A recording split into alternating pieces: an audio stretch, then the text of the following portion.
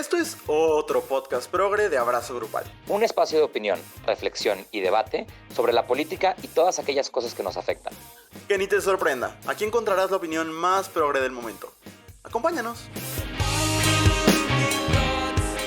Buenos días, buenas tardes, buenas noches a la hora que nos estén escuchando. Este es otro podcast progre. Después del episodio catártico, emotivo, extraño, doloroso de la semana pasada, pues aquí seguimos y seguimos con muchas cosas que platicar y muchas cosas que seguir analizando de lo que está pasando en el mundo, especialmente en México y en Estados Unidos. Andrés, ¿cómo estás?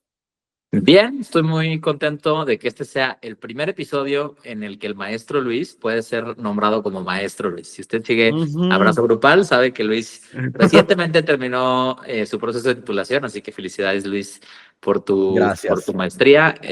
Una buena noticia en medio de este caos que es el mundo en este momento. Creo que va a ser la buena noticia de la semana, ahora que lo pienso. Bueno, hay algunos pequeños atisbos, pero fíjate que creo que es ahora donde tenemos que empezar a tener estas conversaciones de dónde vamos a encontrar, ¿no? Bien proponía Enrique la semana pasada hablar de la esperanza y de dónde vamos a encontrar la esperanza, y creo que es algo que tendremos que ir retomando semana con semana. Esta semana solo somos tú y yo, así que tenemos tiempo para explayarnos, interrumpirnos y demás.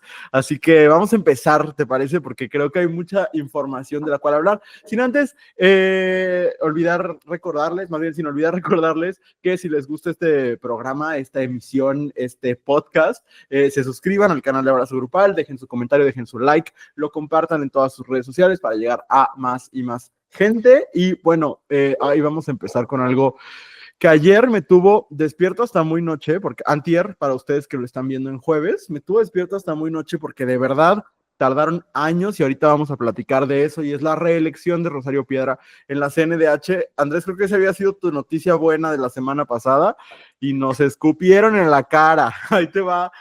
La noticia es que Rosario Piedra Ibarra ha sido reelegida como presidenta de la Comisión Nacional de los Derechos Humanos en México en medio de una gran controversia y divisiones. La votación, marcada por tensiones políticas y un proceso cuestionado, fue liderada por Morena, el partido gobernante, que usó su mayoría legislativa para asegurar su victoria. A pesar de su bajo puntaje en evaluaciones recientes y las críticas de organizaciones civiles que pedían independencia y transparencia en el organismo, Piedra Ibarra obtuvo la mayoría calificada necesaria, aunque su elección generó fuertes reclamos de la oposición sobre la falta de imparcialidad y las irregularidades en el proceso, como la falta de voto secreto y la aparente presión sobre los senadores.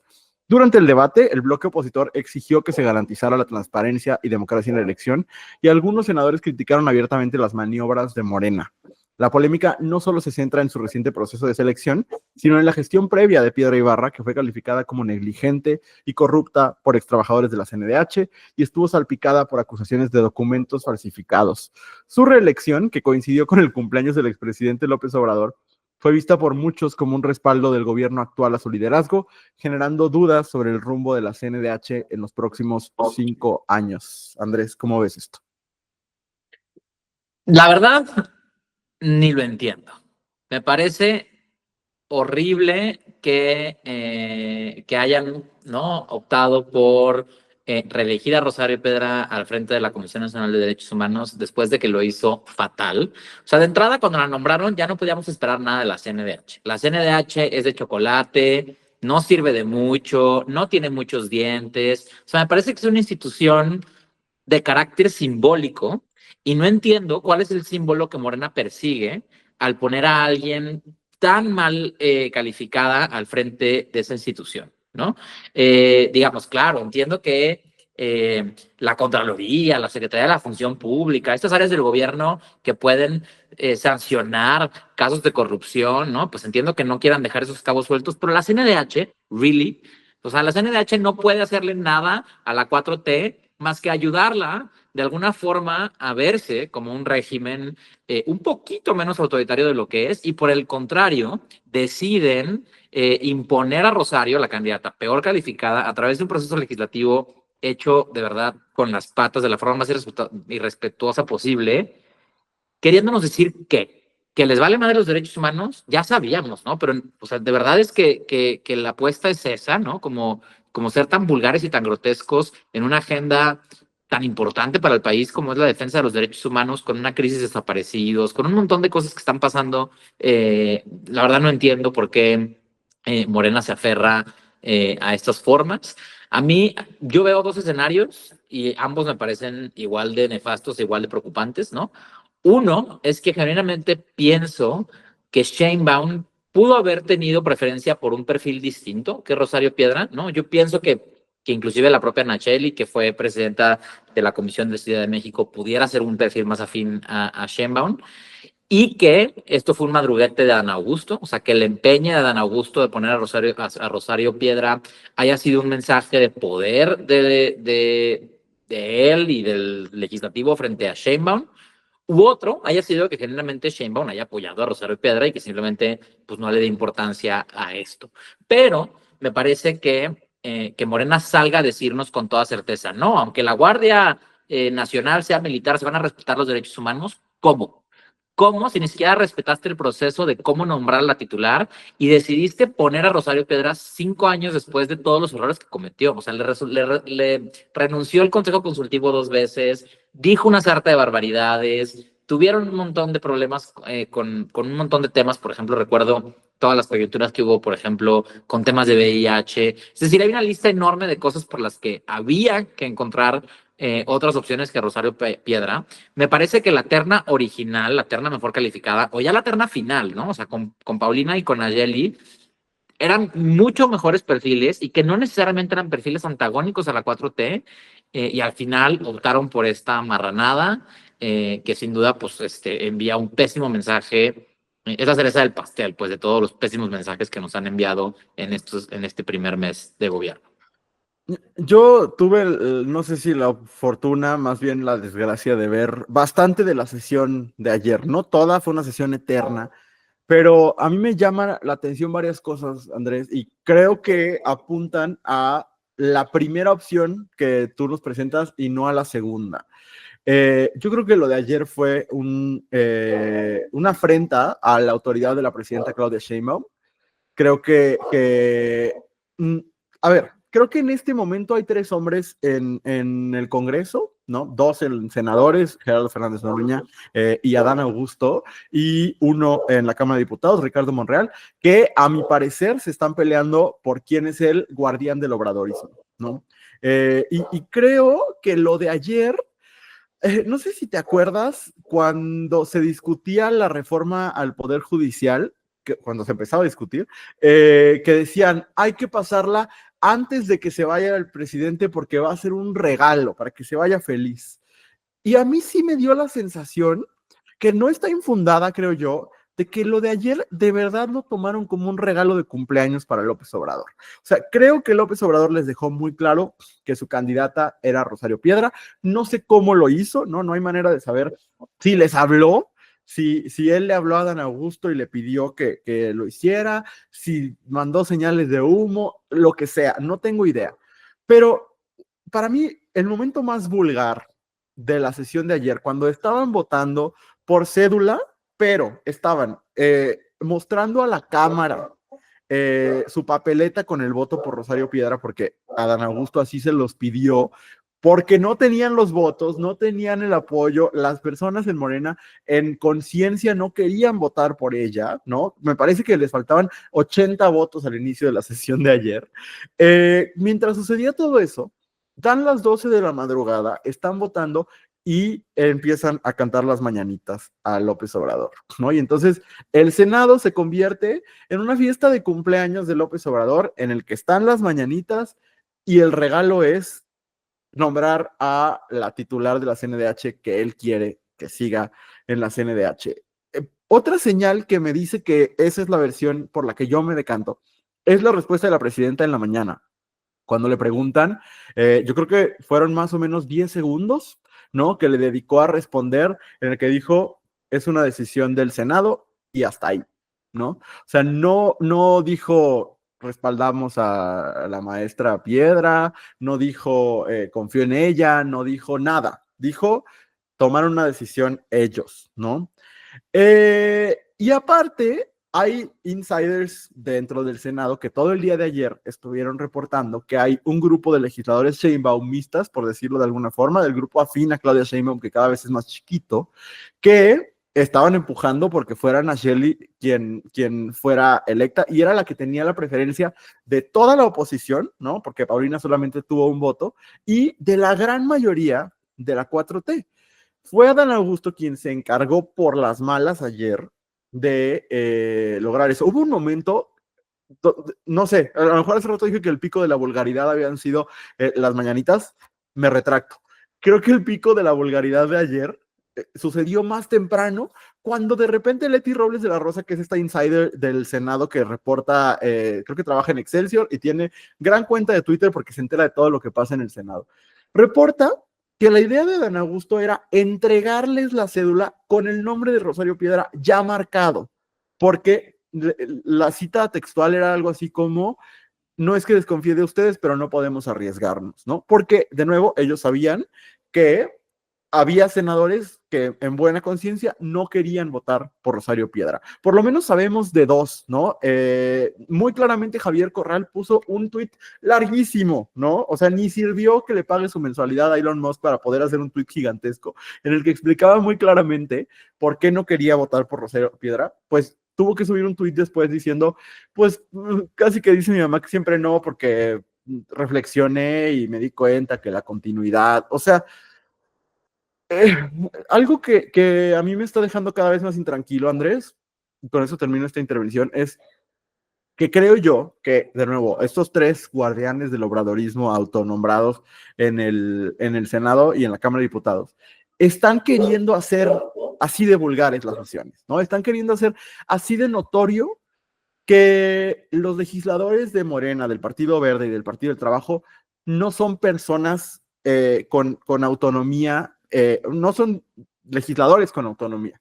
No tienen el derecho, ¿no? Por acuerdos que tienen hacia adentro, por presiones y por extorsión en casos, de tomar decisiones sobre lo que está pasando, y solamente siguen órdenes de ellos tres, ni siquiera de la presidenta, ¿no? Órdenes de ellos tres que les tuercen la mano. Tanto que Rosario Piedra estaba como desde el mediodía en el Senado, porque la decisión ya estaba tomada y solo estaban esperando a terminar de doblar a los senadores, ¿no?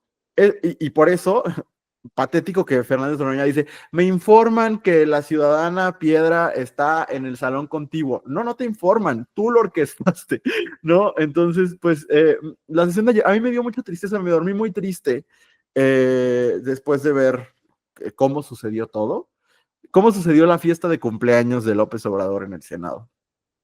Sí, definitivamente creo que dices dos palabras clave, ¿no? Triste e intranquilo. Porque aunque, como lo decía, definitivamente es simbólico, ¿no? El papel de la Comisión Nacional de Derechos Humanos, y desde antes de la 4T, en tiempos pre-4T, ya cuestionábamos la utilidad de la Comisión Nacional de Derechos Humanos. Sí me parece que ver, ¿no? Estas grietas del poder dentro de Morena, o estas confrontaciones al poder que tiene la presidenta, me parece que es pues muy preocupante, ¿no? Porque, digamos, esa ultramayoría, ¿no? Que se consiguió en las urnas en junio, pues vemos, ¿no? Que se está utilizando para desmantelar a las autoridades, para hacer un Estado que es muy susceptible de decisiones políticas, ¿no? Y que estos pequeños espacios que pudieran dar certezas de neutralidad o de inteligencia o de balance en la toma de decisiones públicas, por el contrario, nos comunican estas barbajanadas, ¿no? Esta política bárbara de estos machos que desean imponerse a como de lugar, ¿no? Pues con tal de seguir sus fichas, ¿no? Y que además, pues me parece fuerte que haya sido una decisión, digamos, monolítica por parte de la bancada, ¿no? Se hubiera sido interesante ver que hay legisladores que respaldan a la presidenta, aunque, digamos, no hizo pública o no podía hacer pública su postura, ¿no? A mí también me parece que es algo que pues enciende aún más las alertas de un retroceso democrático, de la instalación de un régimen aún más autoritario, y que pues será importante poner atención en cómo se sigue dando esta disputa de poder dentro de Morena. Ahorita tú dijiste que no podía manifestar su postura real, ¿no? Y habrá gente que se pregunte, pero es la presidenta, ¿por qué no puede? Es la presidenta más votada en la historia de México, ¿por qué no podría? Bueno, no sé si seamos plenamente conscientes de que López Obrador dejó un recurso que no sé si él o sus afines van a explotar al máximo cuando sientan que la presidenta se les desvía del buen camino del obradorismo, y es la revocación de mandato, ¿no? Creo que no podemos mirar el ejercicio del poder de Claudia Sheinbaum sin tener en cuenta que hay una herramienta que en 3 años, a la mitad del sexenio, el obradorismo va a poder usar en contra de la presidenta si consideran que la presidenta no está siéndole fiel al espíritu del movimiento, ¿no? Y yo lo he visto que lo empiezan a manejar ciertos grupos de obradoristas radicales en internet, ¿no? Que dicen, si la presidenta nos falla, le revocamos el mandato, ¿no? Esa idea, yo creo que no pasa desapercibida por la mente de Claudia Sheinbaum, ¿no? Creo que ella sabe que está un poco amarrada a un movimiento del cual en papel ella es titular, pero es evidente que no controla, ¿no? Creo que hay cosas, creo que ella ahorita está formando su grupo político, ¿no? De muchas formas, y la nueva supersecretaría de seguridad va a ser un espacio en el que Claudia Sheinbaum tenga mucho control y mucho poder. Pero sin duda, los senadores y los diputados, las diputadas, no son el terreno de Claudia Sheinbaum, y falta ver quiénes terminan siendo electos y electas como jueces, como ministras, como magistrados, porque ahí o Claudia Sheinbaum se puede hacer de más poder, ¿no? Si quedan sus propuestas, ¿no? Si quedan sus afines, o si Claudia Sheinbaum pierde más poder, porque va a tener en su contra también al Poder Judicial. Creo que eso va a ser interesante. Hemos pensado mucho en, bueno, pues no se van a postular la mayoría de quienes están hoy en día en el Poder Judicial han decidido renunciar, por lo menos los ministros y las ministras, ¿no? Pero a lo mejor la verdadera competencia va a estar entre si ganan los que propuso el Ejecutivo o los que propuso el Legislativo. Yo creo que evidentemente los que propuso el Judicial no van a ganar. Pero bueno, eso ya lo estaremos viendo conforme avanza la historia. Ahorita me gustaría que fuéramos a la siguiente nota, porque es una nota que creo que es pues muy importante de tocar, y que aparte me gustaría que tú pues nos compartieras tu visión particular de esta historia. Entonces, me va a permitir yo leer la nota para después poderte escuchar a ti. La muerte de Jesús Ociel Baena Saucedo, la primer magistrada no binaria de América Latina, conmocionó a nivel nacional hace exactamente un año, generando interrogantes sobre el manejo de la Fiscalía de Aguascalientes. La versión oficial sugiere que las heridas fueron autoinfligidas, mutuamente con su pareja, sin intervención de terceros, aunque la familia y las personas que le conocieron, sus personas cercanas, han cuestionado esta explicación debido a las amenazas previas que Baena recibió. 8 meses después del fallecimiento, del asesinato, la familia expresó su frustración ante la falta de avances en la investigación y optó por cerrar el caso bajo la versión de la Fiscalía, sin dejar de honrar el legado de Baena y su lucha por los derechos de la comunidad LGBTQ+. Jesús Ociel Baena fue pionero en la defensa de los derechos LGBTQ+ en México, reconocida por su labor en temas de identidad de género, matrimonio igualitario y derechos de las infancias trans. Como magistrada electoral en Aguascalientes, su nombramiento representó un logro histórico en la inclusión de personas no binarias en el sistema judicial. Activistas y colectivos han propuesto declarar el 13 de noviembre como el Día Estatal en contra de la violencia hacia personas no binarias, buscando visibilizar y erradicar la violencia contra esta comunidad en honor a la memoria y legado de Ociel.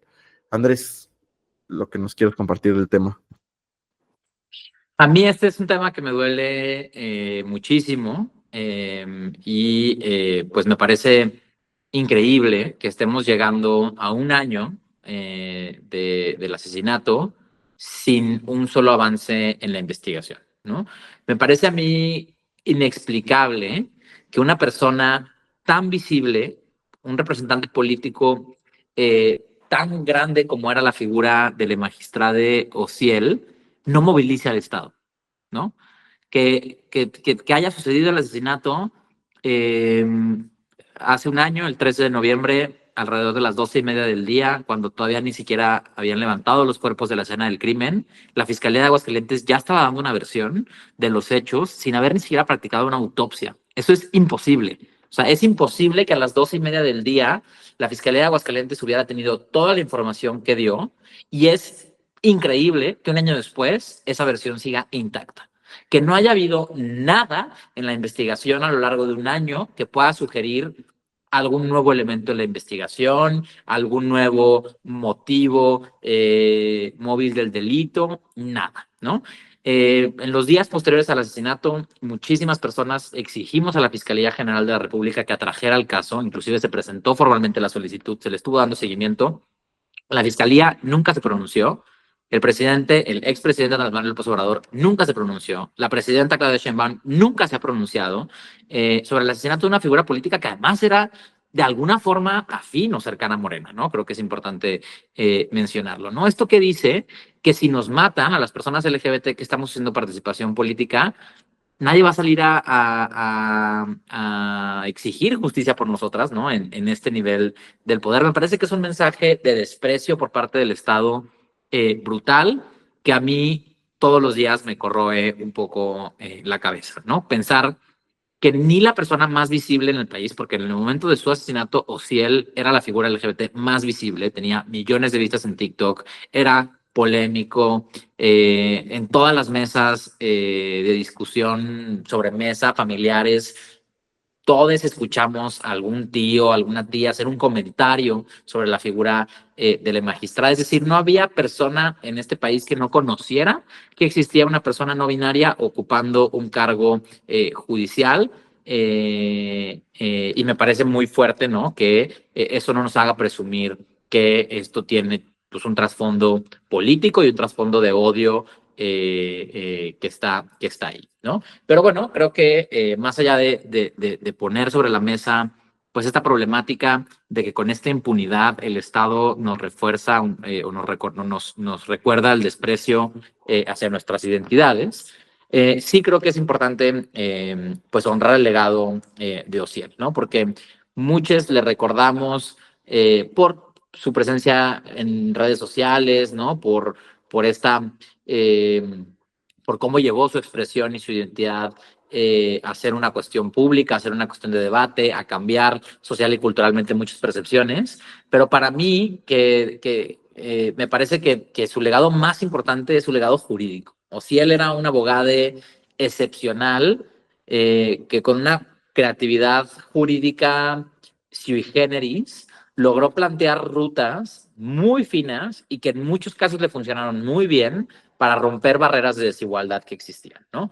Gracias a Ociel tenemos acciones afirmativas como las tenemos hoy en México. Que Ociel llegara a ocupar ese cargo en la magistratura electoral fue gracias a una estrategia de litigio estratégico. Que Salma luego no llegara a ser diputada federal fue de alguna forma gracias a las estrategias de litigio estratégico que impulsó Le Magistrade, y que además recordemos que en los meses antes de su asesinato estuvo promoviendo que una red de activistas a nivel nacional replicara estas estrategias de litigio estratégico. Es decir, este conocimiento jurídico que estaba poniendo al servicio de los derechos LGBT lo hacía de manera abierta para que más personas replicaran esas estrategias jurídicas. ¿No? Aunque hay muchas personas que transitan esta ruta del activismo del litigio estratégico, pocas me parece que lo han logrado con el alcance con el que Ociel tuvo, ¿no? Desde la visión política y estratégica con la que decidió ponerse en el espacio público haciendo énfasis en su identidad, y me parece que eso es algo muy digno de recordar. Yo extraño la voz de Ociel en el debate público, justo en el debate que estamos teniendo sobre el Poder Judicial. Estoy seguro que hubiera sido muy importante, y estoy seguro que hoy sería candidato a la Suprema Corte de Justicia y que sería un honor haberle visto llegar a ese lugar. Y disculpa, pero la verdad es que sí es un tema que a mí personalmente me impactó mucho. Sí, porque aparte es alguien a quien conociste, ¿no? Y Y creo que es alguien a ver, yo le admiré como muy de lejos, ¿no? Pero coincido, creo que es un vacío enorme no solo en el activismo LGBT, sino en la vida política de México, ¿no? O sea, creo que justamente a México le hace falta visibilidad, sobre todo en las experiencias trans, y justo el ver también la respuesta que recibió este caso y esta historia pues fue esperanzador para quienes vimos que hubo un dolor compartido, pero fue sobre todo devastador por la violencia que trajo, ¿no? O sea, ese asesinato fue trágico por el hecho evidente, pero también por todas las vidas a las que dañó por consecuencia, ¿no? Por lo simbólico de la violencia. Pues creo que justo estos esfuerzos de activistas de marcar un día, pero más allá de marcar un día, ¿no? De recordar el legado de Osiel Baena a partir de erradicar la violencia hacia las personas no binarias, me parece fundamental. Creo que es algo que tenemos que traer a la mesa todo el tiempo y todos los días. Y creo que eso es lo que más allá de la exigencia de justicia, que evidentemente es lo más importante de este caso, ¿no? Pero acompañado con esa exigencia de justicia, creo que es importante, pues siempre recordar que hay mucho camino por recorrer en la erradicación de la transfobia, ¿no? De la violencia hacia las personas no binarias y de la violencia hacia las personas trans en general, ¿no? Y pues nada, lo lamento profundamente, pero aparte creo que lamento también tú lo mencionaste muy claramente, el silencio de las autoridades y el silencio de quienes hoy todavía podrían aprovechar el espacio que tienen y el poder que tienen para asegurarse de que estas cosas ya no sucedan y no lo están haciendo y no parece que vaya para allá, ¿no? Entonces, pues nada, me parece que es importante recordarlo y seguir exigiendo respuestas, ¿no? Sí, seguir exigiendo respuestas, aunque bueno, vivimos en un país donde si cometes un delito, lo más probable es que quede impune. Y pues bueno, en este caso, la verdad y la justicia están en manos del Estado y sabemos que muy probablemente no la vamos a alcanzar, pero la memoria está en nuestras manos y eso creo que es muy importante, que nos aferremos a eso y que justamente pues la memoria del magistrado y de lo que sucedió pues sea algo que nos permita eh, tomar fuerza, ¿no? Para seguir impulsando la participación política, ¿no? Creo que, como dices, su voz es una ausencia en el debate político que se está viviendo en este momento en el país. Creo que necesitamos que haya voces así de disidentes que lleguen a los espacios de toma de decisiones, pero que además pues lo hagan con esa capacidad técnica que Osiel tenía como abogado y que sin duda se le extraña y se le extraña en un momento pues del mundo muy convulso y eso nos lleva a la siguiente noticia que tiene que ver pues con el reagrupamiento de las ultraderechas. Y eso lo vemos hoy reflejado en los nombramientos que ha hecho el ahora presidente electo Donald Trump. Los nombramientos más destacados del equipo de gobierno incluyen figuras claves y leales de su círculo político, con un enfoque en reforzar políticas de seguridad nacional, migración, economía y relaciones internacionales. Trump nombró como jefa de gabinete a Susie Wiles, es la primera mujer que ocupa este puesto, quien además fue su directora de campaña.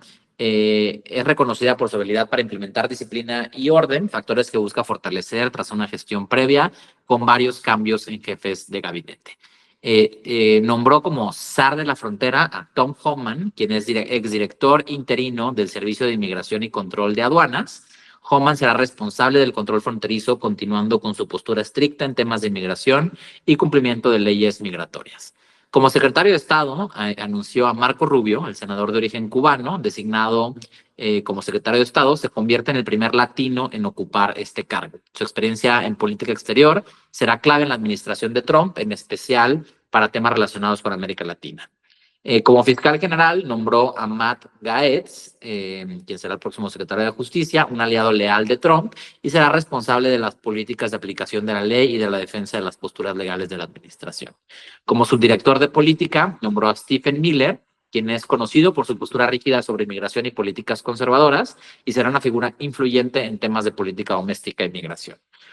Como embajadora ante la ONU, nombró a Elise Stefanik, la congresista republicana, ha sido seleccionada para representar a Estados Unidos ante la ONU, una posición muy importante para la diplomacia y las relaciones multilaterales. Nombró a Mike Waltz, veterano de la Guardia Nacional y crítico de la expansión de China en Asia, será asesor en seguridad nacional, un cargo que no requiere además confirmación por el Senado. La gobernadora de Dakota del Sur, quien es una firme defensora de la seguridad fronteriza, será la secretaria de Seguridad Nacional, Kristi Noem.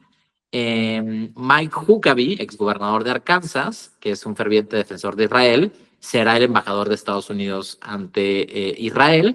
El jefe de la CIA fue nombrado a John Ratcliffe, exdirector de Inteligencia Nacional. Ratcliffe tomará el mando de la CIA con el objetivo de fortalecer la seguridad nacional y los derechos constitucionales. Como enviado especial a Medio Oriente, nombró a Steve Witkoff, empresario y filántropo cercano a Trump. Witkoff liderará las iniciativas de paz en el Medio Oriente. Un nombramiento particular, Departamento de Eficiencia Gubernamental, lo ocupará Elon Musk junto a Vivek Ramaswamy. Musk trabajará para reducir burocracia y regulaciones, así como optimizar las agencias gubernamentales. Como secretario de la Defensa, a Pete Hegseth, ex mayor del ejército y figura pública en Fox News. Hegseth tomará el liderazgo de las Fuerzas Armadas con un enfoque en fortificar el poder militar estadounidense. ¿Qué te dice a ti estos nombramientos, Luis? Adelante.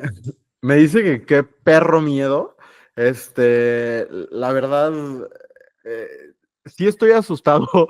Sí me parece. Sí me parece que de los nombres que ubico, que son la mayoría, porque son nombres que han sonado en las noticias en los Estados Unidos desde hace años. Eh, a ver, yo noto varias cosas. Lo primero es que a diferencia del primer término del trumpismo, no son improvisados, ¿no? O sea, no estamos hablando de unos locos que eran trumpistas porque estaban locos y entonces pues los colocó ahí porque pues no había a quién más elegir. Estamos hablando de gente que tiene experiencia implementando cosas y haciendo que las cosas sucedan. Y eso puede sonar como algo bueno, pero eso solo me da más miedo, ¿no? Porque entonces estamos hablando de gente como Tom Homan, por ejemplo. Para mí, el nombramiento de Tom Homan como zar de la frontera es el más fuerte, porque si uno ve entrevistas de Tom Homan, el factor común es que él tiene un enorme compromiso con la deportación masiva y cuando se le pregunta, pero ¿y si eso implica separar familias? ¿No? Él dice como, pues no, que se vayan las familias completas, lo cual empieza a sugerir una disposición de la administración de Trump por deportar a ciudadanos, ¿no? O sea, eso me parece muy fuerte, ¿no? Y por ejemplo, Susie Wiles, a diferencia de sus ex jefes de gabinete, esta es una mujer cercana al establishment republicano y eso, más que darle normalidad al funcionamiento de la presidencia, creo que lo que le da es eficiencia y eficacia, ¿no? Y de nuevo, me parece que el ver una serie de funcionarios, el mismo Marco Rubio, Matt Gaetz, cercanos o sea, con trayectoria política y con conocimiento de cómo hacer que las cosas sí sucedan y sí se ejecuten, nos da una sensación de que Trump va en serio, ¿no? De que a diferencia de en su primer administración, donde era un político totalmente inexperto, donde no sabía cómo funcionaba la presidencia, no sabía qué hacer con su gabinete, no sabía cómo cumplir sus promesas, esta vez, durante estos 4 años que no fue presidente, Donald Trump aprendió a ser presidente. Y eso no es una buena noticia. O sea, no es una buena noticia en lo más mínimo, porque creo que lo que significa es que las cosas muy locas que prometió en campaña tiene toda la intención de cumplirlas y eso Lo he escuchado en muchos programas de análisis en los Estados Unidos. Quizás el principal perdedor es México. Eso me asusta, profundamente me asusta, ¿no? ¿Dónde quedamos parados? ¿No? Entonces yo les diría eso. Hay nombres como el de Elise Stefanik, por ejemplo, que es gente que lo defendió aún en su punto más bajo, ¿no? Aún cuando, no sé si recuerdan que hubo un momento después de la insurrección en el 6 de enero en el Capitolio, en el que hubo gente que dentro de su mismo partido, que otra vez ya están con él, pero que le dieron la espalda un rato. Aún estos que están en esta lista, Matt Gaetz, Elise Stefanik, etcétera, son esa gente que ni en ese punto más bajo le dio la espalda. Son los leales de los leales. Y eso, de nuevo, me asusta, ¿no? Un conductor de Fox News como secretario de Defensa, ¿qué podría salir mal? Un ideólogo radical, un exmilitar enfocado a un discurso de ultraderecha. Y bueno, lo que fue noticia el martes de manera masiva, este departamento de eficiencia gubernamental, que ya cuando lees el comunicado es todavía más terrorífico, porque lo que plantea Trump es reducir el tamaño del Estado como buen, pues ya no sé si capitalista, libertario, o agente de caos, ¿no?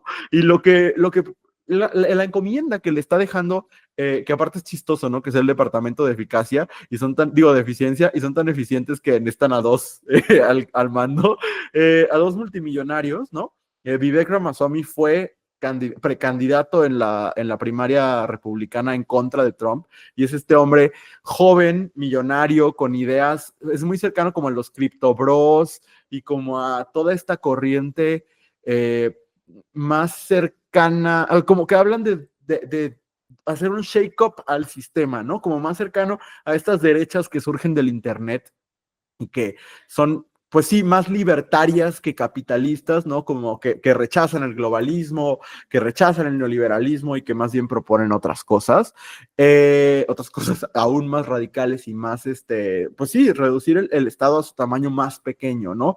Y eso es lo que plantea este Departamento de Eficiencia Gubernamental, cortar programas sociales. Esa es la encomienda que se le está dando a Elon Musk en realidad, ¿no? ¿Dónde dejamos de gastar?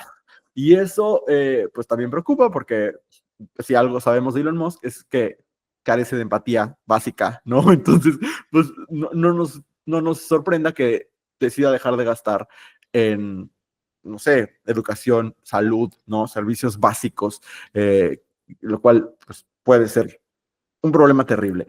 Última cosa, las siglas del departamento en inglés, Department of Government Efficiency, Doge, ese es el nombre de la Bitcoin de Elon Musk, lo cual ya tiene a la gente especulando que esto podría ser parte de un nuevo fraude de Bitcoin del señor, ¿no? Que le pidió, oye, sí, porque puso un tweet en el que dijo, la merch de esto va a estar increíble, ¿no? O sea, el señor está haciendo negocio con el gobierno estadounidense y Trump se lo está permitiendo, creo yo, porque Elon Musk en este momento le está cobrando caro, que sesgó Twitter a su favor durante las elecciones, ¿no? Entonces, pues a mí me parece que el panorama es alarmante. Cada nombramiento me parece más alarmante que el anterior. Huckabee en Israel, ¿no?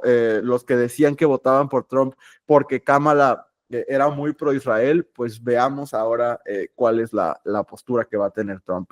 Me parece un desastre. No sé tú qué digas, Andrés. Coincido plenamente con todo lo que dijiste, ¿no? O sea, lo más preocupante de esto es que se nota la experiencia. Trump aprendió a gobernar, aprendió a alinear sus fichas. En la primera presidencia de Trump, Trump era un fenómeno nuevo para los republicanos que muchos intentaron contener o inclusive sabotear, ¿no? O sea, hubo una apuesta dentro del Partido Republicano por diferenciarse, digamos, los republicanos de antaño, ¿no? De buenos oficios, de buena política, de la política desastrosa de Trump. Esos esfuerzos quedaron completamente en el pasado. Hoy es innegable que Trump es la figura más poderosa del Partido Republicano. El partido se alineó a la visión política de Trump. Los Estados Unidos se alinearon a la visión política de Trump y hoy vemos que está haciendo un gabinete súper poderoso de gente con las ideas más nefastas, más preocupantes, y que además donde se han implementado han ya demostrado lo preocupantes que pueden ser estas políticas, ¿no? Y vamos a poner un ejemplo que no tiene nada que ver, ¿no? Pero justamente estas ideas libertarias, estas ideas del Estado pequeño, fueron muy atractivas en España, por ejemplo, encabezadas por el partido Vox, que hoy gobierna la región de Valencia y que cuando entraron al gobierno de Valencia recortaron, por ejemplo, el fondo de emergencias, que hoy sería muy útil en medio de una de las crisis humanitarias más crueles que han tenido con la inundación que dejó la tormenta Dana, ¿no? Entonces, sí, la reducción del Estado, sí, el desmantelamiento del Estado cobra vidas, afecta directamente a las personas. Y hoy vemos un gabinete súper poderoso, enfocado en esa visión del Estado pequeño, ¿no? Del mercado con una libertad absoluta, ¿no? Y con una postura migratoria muy fuerte, ¿no? Vemos que Trump ha prometido que, por ejemplo, va a quitar el derecho de nacimiento, ¿no? O sea, tú ya no, por nacer en Estados Unidos no serás estadounidense, ¿no? Solo si tus papás fueron estadounidenses obtienes ese derecho a la nacionalidad. Vemos que justamente las políticas migratorias pintan para ser muy, muy, muy radicales, ¿no? Se habla de que van a ser redadas en los centros de trabajo, de que van a hacer un montón de cosas. Y lo que me parece importante, como bien lo mencionabas, pues es que pongan a Huckabee como embajador de Israel, ¿no? Esto nos dice que, por el contrario de lo que mucha gente quiso pensar, ¿no? Trump no va a cambiar las reglas del juego en la guerra, va a seguir apoyando a Netanyahu, quien está coordinando un genocidio y quien además está tomando declaraciones mucho más arriesgadas después del triunfo de Trump, de decir que no van a permitir a los palestinos regresar al norte de Gaza, ¿no? Están literal limpiando el territorio del norte al sur, y esas declaraciones se dan en un mundo post-elección, ¿no? Y me parece que eso no es una casualidad. Solo por hacer un chiste, ¿no? Me parece que alguien debe estar muy contento. Si alguien debe estar muy contento del nombramiento de Elon Musk es Pepe Merino, porque ahora puede decir que es homólogo de alguien tan famoso como Elon Musk, ¿no? Pero en general me parece que es un gabinete muy preocupante porque es gente experimentada, ¿no? Y con posturas pues muy, muy, muy preocupantes. No quiero dejar pasar el nombramiento de Steven Miller, un sociópata, subdirector de política será ahora.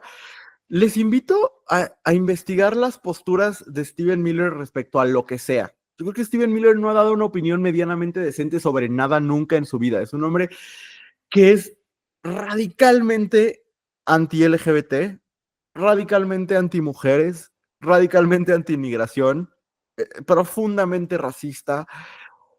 Yo creo que es de lo más preocupante que hay en estos nombramientos, Steven Miller. Me da escalofríos nada más de pensar en ese hombre tan cercano al poder. Y Matt Gaetz, un hombre que estuvo acusado de una palabra que ni siquiera puedo decir en YouTube, pero pues de un crimen contra una menor de edad. Ese es el nivel, ¿no? Pues nada, me parece lamentable. ¿Te parece que vamos a lo siguiente, Andrés? Porque fíjate que el portal Dem es el portal LGBT que yo más respeto en los Estados Unidos, e hicieron un artículo sobre cómo le fue a las candidaturas antitrans en esta elección, ¿no? Y dice algunas cosas interesantes. En las recientes elecciones de 2024 en Estados Unidos, las comunidades marginadas enfrentaron la posibilidad de un segundo mandato de Donald Trump, impulsado por un auge del apoyo al Partido Republicano y una agenda política que incluye un marcado enfoque antitrans. De hecho, yo escuchaba en el New York Times que quizás el spot televisivo más exitoso de todos los que hizo la campaña Trump fue un spot antitrans contra Kamala Harris. Si bien algunos líderes conservadores abiertamente en contra de los derechos trans, como los senadores Ted Cruz, que una locura que Ted Cruz haya sido el reelecto en Texas, pero bueno, y Marjorie Taylor Greene lograron la reelección, otros candidatos republicanos prominentes no corrieron la misma suerte. Mark Robinson, conocido por su postura anti-LGBTQ+, fue derrotado en la contienda para gobernador en Carolina del Norte, mostrando que el rechazo a los derechos trans no garantizó el éxito para todos los candidatos republicanos.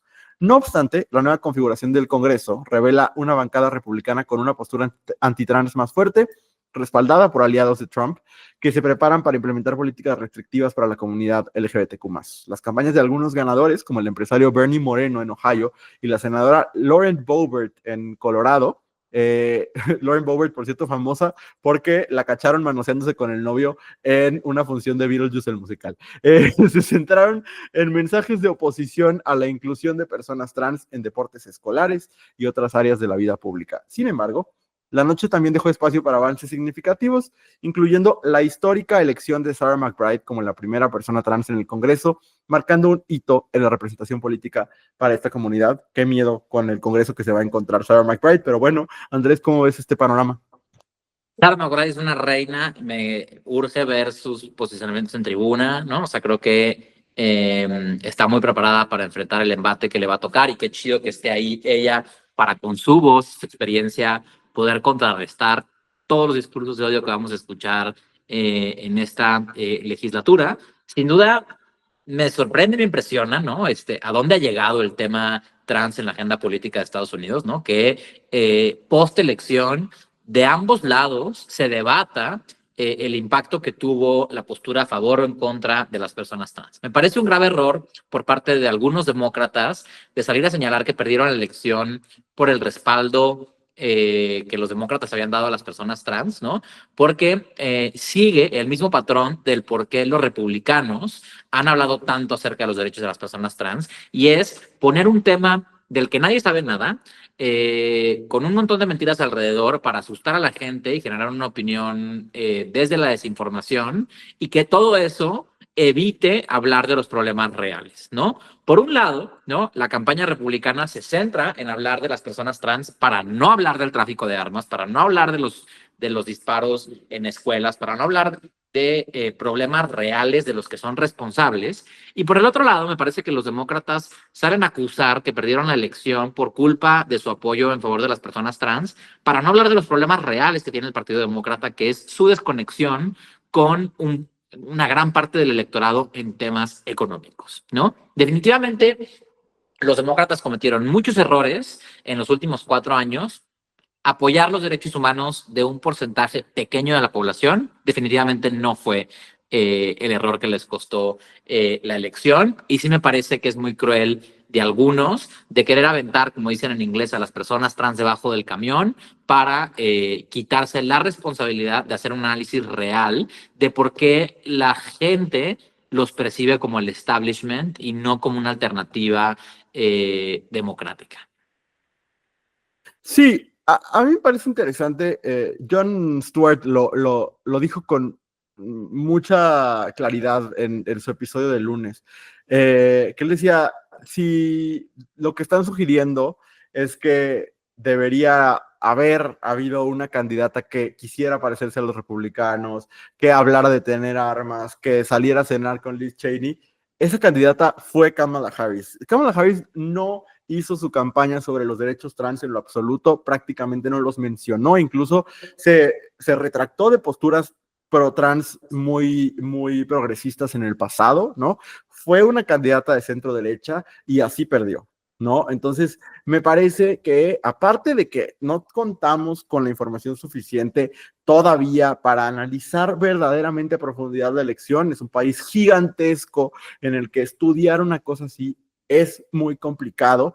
Esta semana el New York Times publicó un artículo de opinión, a mí me parece bastante desafortunado, de Maureen Dowd, que justo se llama Los demócratas y el caso de las erradas políticas de identidad, ¿no? Y yo creo que sí hay una crítica legítima a las políticas de identidad, pero mi perspectiva, al menos lo que yo alcanzo a ver, no es que los demócratas o las izquierdas en el mundo, las izquierdas democráticas en el mundo deberían alejarse de los derechos trans. Creo que lo que falta es pedagogía. O sea, creo que lo que falta es saber explicar por qué estos temas son importantes, por qué no son una locura, por qué no ponen en riesgo a nadie, ¿no? algo que argumenta Maureen Dowd en su artículo del New York Times, que te digo que no coincido con el artículo, ella dice que lo que pasó fue que estas medidas, como la inclusión de las atletas trans en las universidades o en las prepas, alejan al votante promedio que lo considera demasiado extremo.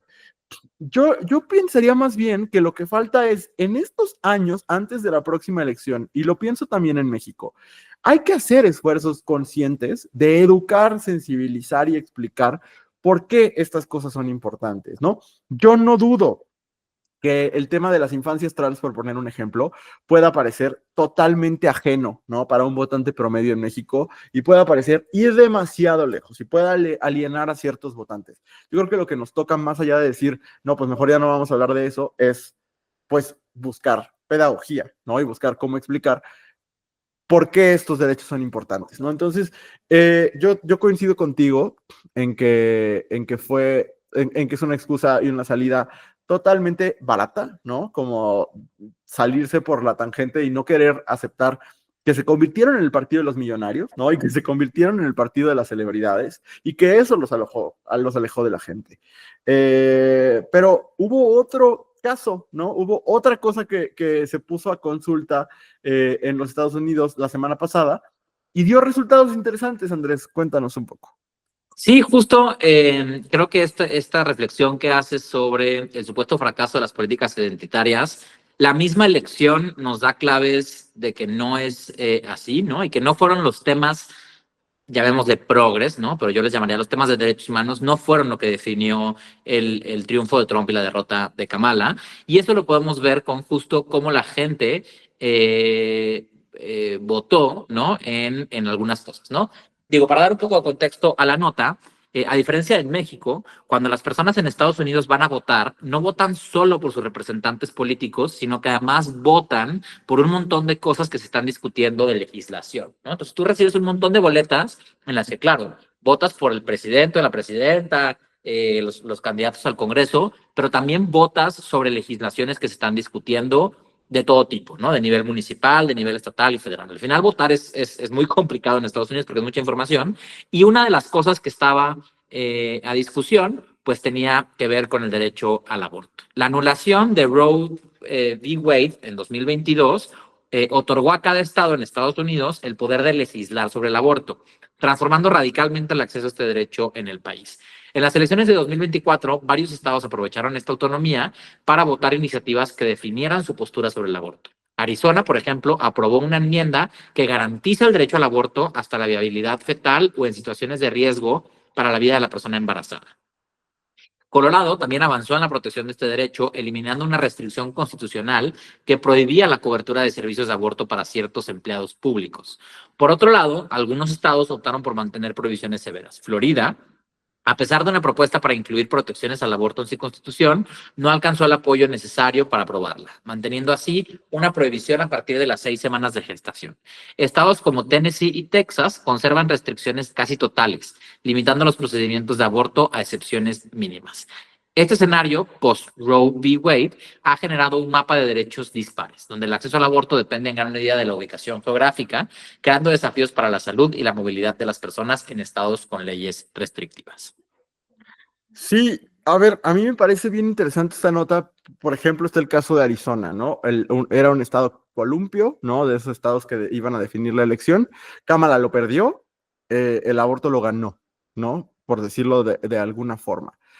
Eso quiere decir que hubo gente que está a favor del aborto y votó por Donald Trump, ¿no? A pesar de la amenaza de Trump de, pues, una política mucho más profeto, por decirlo de alguna forma. Entonces, ahí me parece que hay cosas interesantes, porque creo que Trump hizo una movida genial, un poco ocultando su propia postura sobre el tema, ¿no? Y regresándolo a los estados, porque eso permitió que muchas personas lo que hicieran fuera decir, bueno, pues voy a votar por esto para garantizar este derecho que me importa, pero al mismo tiempo voy a votar por mejorar la economía, que fue el discurso central de la campaña de Donald Trump, ¿no? Por un lado eso, creo que hubo una genialidad política en ese sentido que la campaña de Kamala Harris no supo dimensionar. Por otro lado, ¿qué entonces es lo que está llamando la atención a la gente de Trump, ¿no? A lo mejor no necesariamente es el asunto pro vida, a excepción de ciertos estados como Tennessee y como Texas, que son estados que, por cierto, ¿no? En Texas hay una población latina muy importante y sí es cierto que los latinos en los Estados Unidos, pues, son muy cercanos a las iglesias y son socialmente conservadores en lo general, ¿no? Ahora, a mí me pareció interesante la diferencia que hay de este tema en Estados Unidos y en México, ¿no? Creo que justo por la jurisprudencia y por la sentencia de la Corte con la que ellos contaron mucho tiempo, ¿no? Que fue el statu quo durante muchos años hasta 2022, que fue Roe v. Wade, ellos estaban ya muy acostumbrados al tema del aborto, ¿no? Y es algo que no es popular, ¿no? Lo alcanzamos a ver, la prohibición del aborto no es popular en los Estados Unidos.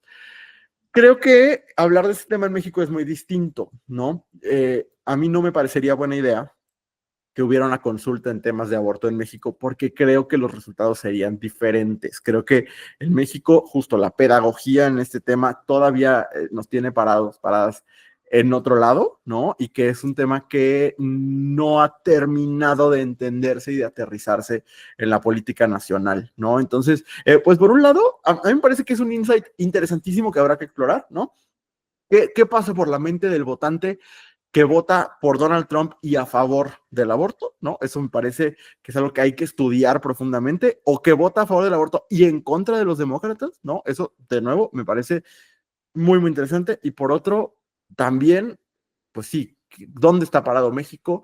Y por qué es un tema al que la presidenta Claudia Sheinbaum y la bancada de Morena, que sabemos que tienen el poder ilimitado en este momento, no le quieren entrar, ¿no? Podrían. O sea, si Morena quisiera aprobar el aborto a nivel nacional y que estuviera legalmente reconocido como tal, lo podrían hacer mañana y sacarlo mañana, porque así les gusta ahora pasar hasta reformas constitucionales, pero no lo quieren hacer, ¿no? Lo cual creo que indica que socialmente estamos en otro lado en este tema y que falta conversación alrededor del tema del aborto y por qué es importante para las mujeres y para las personas gestantes. Y que sin duda lo que está pasando en Estados Unidos y la presidencia de Trump no ayuda a esa pedagogía que nos falta en México, sino por el contrario, vienen años de mucha desinformación, de mucho financiamiento a medios con corte fundamentalista, ideológico, religioso, ¿no? O sea, definitivamente esa reagrupación de fuerzas en Estados Unidos afecta a los derechos en México, queramos o no. Algo, como dices, me parece que es una genialidad que Trump haya logrado difuminar su posición sobre el aborto y más bien la haya disfrazado de una posición federalista, es decir, los estados tienen que ser los que decidan y yo no voy a decir si estoy a favor o en contra porque lo único de lo que yo estoy a favor es que los estados decidan, ¿no? Y es muy duro, a ver, que los estados decidan sobre temas como infraestructura está bien, sobre temas como presupuesto está bien, pero poner los derechos humanos, en este caso los derechos de las mujeres, a decisión de los estados, ¿no? Me parece que es pues un federalismo muy erróneo, ¿no? Pero que vemos que justamente la apuesta de Donald Trump es sacudir los cimientos de la democracia estadounidense, ¿no? ¿Y a qué me refiero? A diferencia de México, en México estamos acostumbrados y ya lo hemos comentado aquí en otro podcast Progre, a que queremos que todo esté en la Constitución, que todo esté sobrescrito si no sentimos que no existe. En Estados Unidos es completamente distinto. La Constitución no dice prácticamente nada, todo es vago, habla de principios en cuanto al país, y los puntos y comas están fincados en sentencia de la Suprema Corte, ¿no? Y esas sentencias son las que hoy Trump está desafiando, ¿no? Una de ellas, pues, es esta sentencia de Roe v. Wade, ¿no? Que garantizaba el derecho al aborto. Otra sentencia es justamente la que establece el derecho de nacimiento, de nacionalidad por nacimiento, y que ya adelantábamos hace rato que Trump va en contra de esa sentencia de la Suprema Corte. Entonces, digamos, la apuesta de Trump, más que el tema que discute, tiene que ver con simbrar desde los pilares de los principios la democracia estadounidense para cambiar las reglas del juego. Entonces, esta conversación sobre el aborto esconde mucho más que solo el derecho de las mujeres a decidir sobre su cuerpo. Totalmente. Pues Vamos a dar la última nota, y es una nota nacional, y yo tengo cosas que decir al respecto que nunca pensé decir, pero ahorita lo platicamos. Y es que el PAN, el Partido Acción Nacional, todavía existe, esa es la primera noticia, y la segunda es que cambió de dirigente. Jorge Romero, recientemente elegido presidente nacional del PAN, afirmó que su partido solo ofrecerá una oportunidad de diálogo al gobierno de Claudia Sheinbaum, sugiriendo que si no se da respuesta, alzarán la voz en las calles. En su intervención, Romero destacó la importancia de la comunicación con el gobierno federal para abordar los problemas del país, aunque en su opinión la falta de respuesta podría llevar al PAN a movilizar a los ciudadanos en su defensa.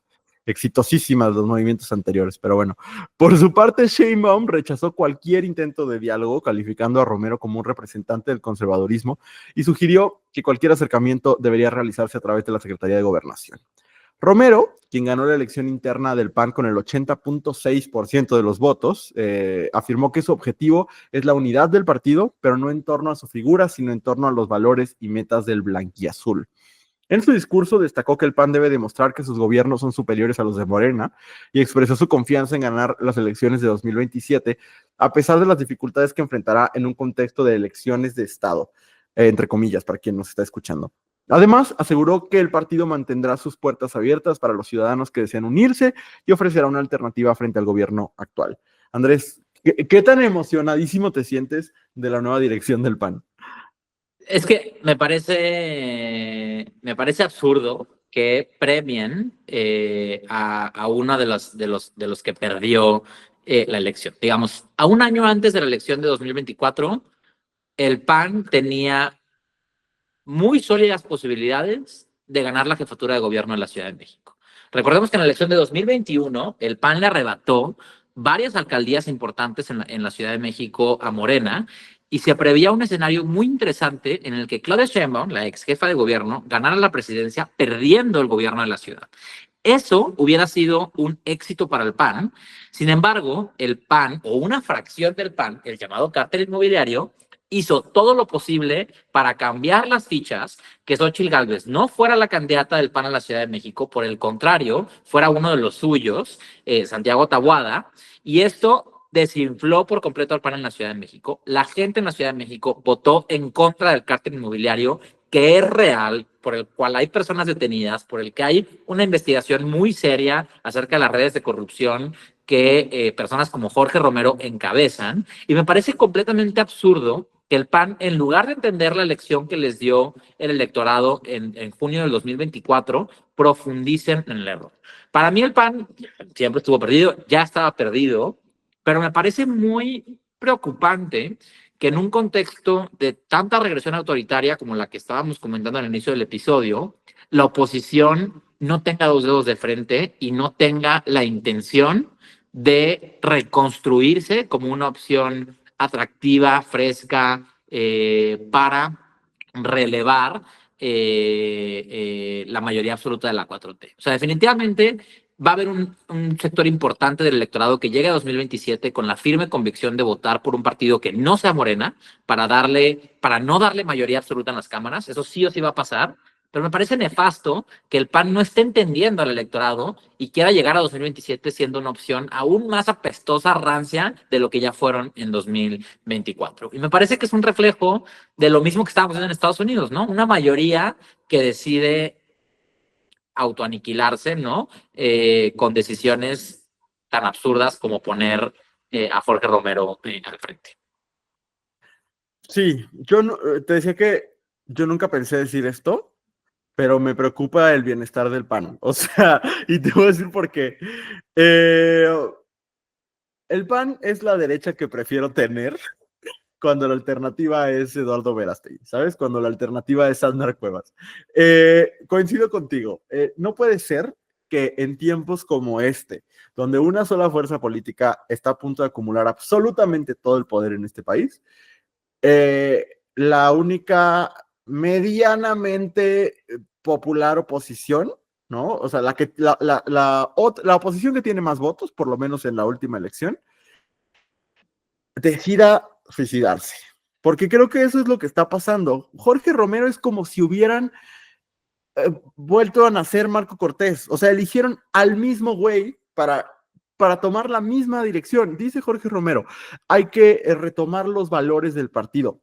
¿Cuáles? O sea, genuinamente la oferta de el PAN para las elecciones intermedias va a ser provida, homofóbica, el capitalismo, quitar programas sociales. Eso va a ser regresar a los valores del PAN, porque eso es lo que el PAN ha representado en México desde siempre, ¿no? Pero aparte, yo coincido contigo, o sea, elegir a alguien que apesta a corrupción y darle, es entregarle a la presidenta Claudia Sheinbaum el momento que tuvo en la mañanera del lunes o del martes, ya no me acuerdo, donde leyó un fragmento de la autobiografía de Felipe Calderón, donde llama corrupto a Jorge Romero. Le dieron la situación, ¿cómo no la iba a aprovechar? O sea, si en la autobiografía de Felipe Calderón, él llamó corrupto a Jorge Romero por ser participante del cártel inmobiliario, y deciden hacerlo el dirigente del PAN, es que me parece una locura. Y luego ves la foto de Jorge Romero con quienes van a ser su equipo, y está ahí Santiago Taboada y un montón de gente que perdió sus elecciones. Entonces Como dices, Ricardo Anaya. no.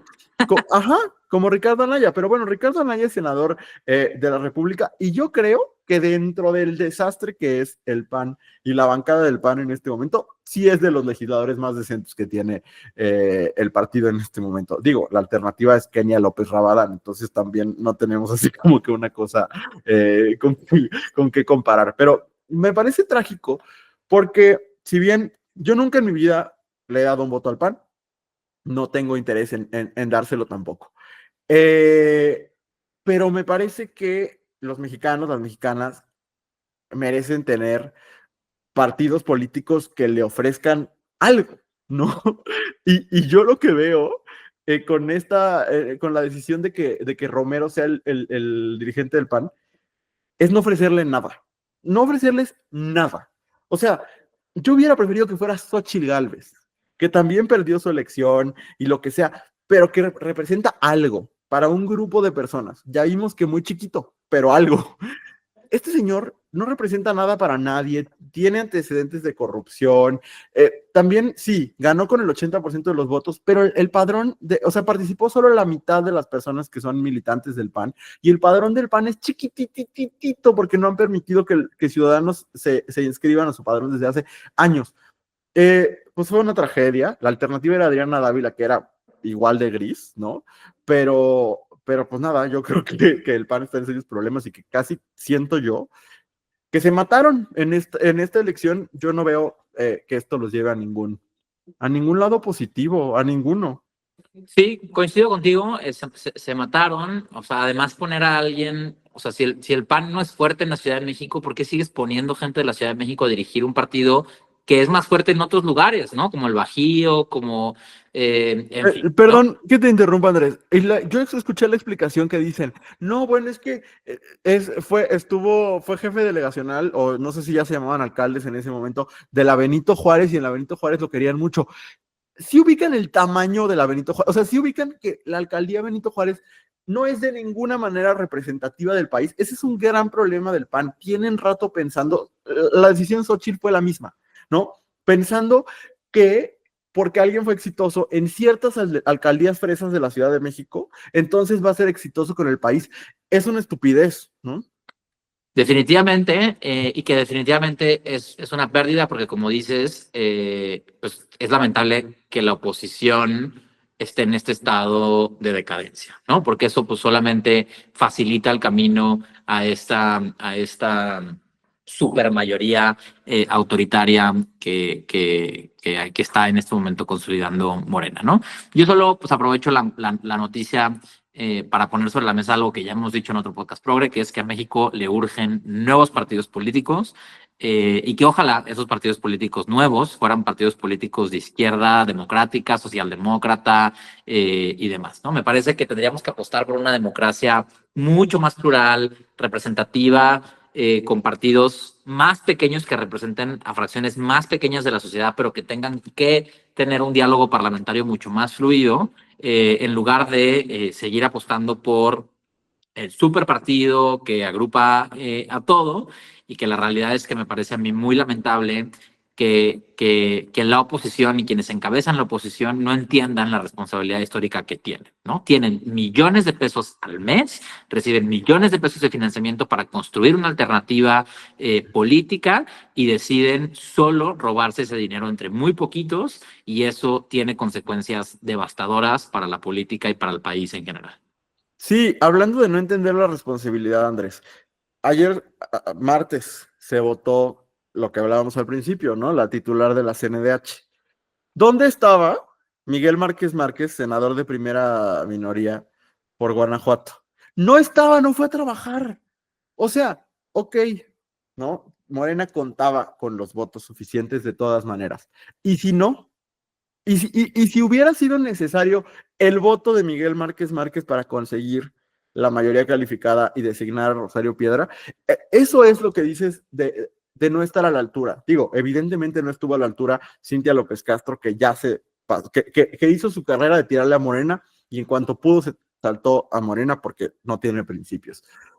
Miguel Márquez Márquez, el único senador que le pudo dar Guanajuato al PAN porque perdieron, porque han hecho un pésimo trabajo y quedaron en segundo lugar por primera vez en no sé cuántos años, no se presentó a trabajar y entonces no pudo votar por Nacheli ayer o por la candidata que él quisiera. A lo mejor él quería votar por Rosario Piedra, está bien, pero no fue. No, entonces me parece lamentable y creo que es una señal más de que no están poniéndose al nivel. Creo que se está generando un PAN interesante, por ejemplo, en Guanajuato, ¿no? Creo que Livia Denis, la gobernadora, pues tiene una visión diferente del gobierno y está haciendo algunas cosas distintas y por lo menos está cambiando cosas en imagen. Y el partido no está yendo hacia allá, ¿no? Ella es un poco la excepción y no la norma del partido. Y eso, digo, no estoy diciendo que esté gobernando bien, lleva un mes, pero creo que justo, ¿no? Como que tiene un tono distinto y pensé que en algún momento esta renovación, porque aparte la están llamando renovación del PAN. ¿Qué van a renovar si son los mismos? O sea, no, me parece lamentable. Yo veo que Livia, para cerrar con un comentario muy guanajuatense, pero yo creo que Livia puede, si lo asume y los mensajes que nos da es que lo está entendiendo, ser la gobernadora que le entregue Guanajuato a Morena, y puede tener la misma trayectoria que Javier Corral, ¿no? Ser una persona que hizo una gobernatura muy digna, ¿no? Que salga de su sexenio con el reconocimiento de haber logrado cosas importantes, y que eso le gane un espacio en Morena. Yo creo que ese distanciamiento en imagen que hace Livia del PAN, ¿no? Puede ser un camino para una transición política en su carrera, que justamente la distancie de figuras como Jorge Romero y este panismo, mi rey, que cree pues que merecen todo y que no necesitan tener una visión política para administrar ese dinero. Ya que andamos futureando, yo tengo otra hipótesis. La otra hipótesis que yo veo es que si Livia hace un buen trabajo de posicionamiento, ella puede ser una candidata interesante para el próximo sexenio. O sea, creo que yo veo por ahí estos esfuerzos por distinguirse, ¿no? No descarto para nada lo que estás diciendo, me hace perfecto sentido, yo no lo había pensado, pero yo veo que Livia también tiene este interés de posicionarse como una gobernadora de primera para poderle competir a quien sea que vaya a ir por Morena en el ¿qué? En el 20, en el 30, en el 2030, qué fuerte. Y su primer acto de gobierno va a traer a Chayanne y a Sam Smith gratis a la Feria de León. Está fuerte eso. Es que Pero, Livia sí sabe qué darle a los gays. Eso es su principal diferencia con el resto de los panistas, que Livia sí sabe lo que los gays quieren. a los gays y a las señoras, ¿no? Y a los gays que son señoras. Bueno, pues así terminamos este episodio. Los mexicanos y los gringos ahorita nos une, que nos sentimos confundidos, así como Katy Perry en Venga la Alegría, como que no sabemos ni de dónde vienen los golpes, pero semana con semana lo estamos revisando por acá. Andrés, muchas gracias. Gracias a ti, Luis, por este abrazo grupal, que es otro podcast progre para mí también. Pues bueno, ya saben, si les gustó este episodio, por favor, comenten, compartan. Si tienen algún tema que les genere inquietud, nos encantará escuchar sus opiniones, sus recomendaciones, y nos vemos por acá próximo jueves en otro podcast progre. Bye.